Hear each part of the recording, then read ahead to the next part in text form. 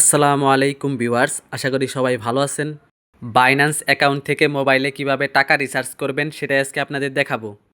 যাদের বাইন্যান্স অ্যাকাউন্টে কম ব্যালেন্স আছে অথবা সচরাচর আপনি মোবাইল রিচার্জ করে থাকেন, তাহলে এখান থেকে আপনি খুব সহজে মোবাইল রিচার্জ করে নিতে পারবেন।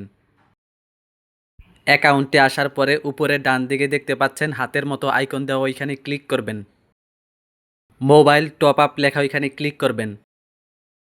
এখানে আপনি যে নাম্বারে টাকা রিচার্জ করতে চাচ্ছেন সেই নাম্বারটা লিখে দিবেন এবং এখানে আপনি নেটওয়ার্ক সিলেক্ট করে দিবেন। গ্রামীণ হলে গ্রামীণ, বাংলা লিঙ্ক হলে বাংলা লিঙ্ক, অন্য সিম হলে অন্য সিম সিলেক্ট করে দিবেন।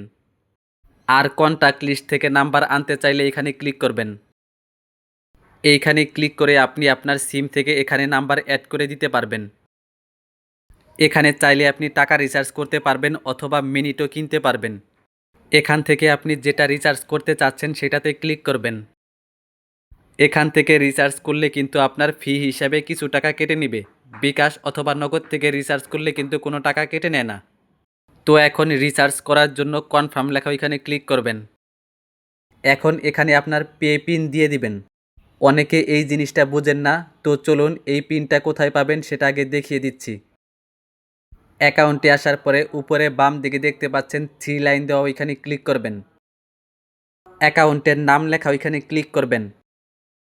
সিকিউরিটি লেখা ওইখানে ক্লিক করবেন। নিচের দিকে একটা আইকন দেওয়া, এখানে ক্লিক করবেন।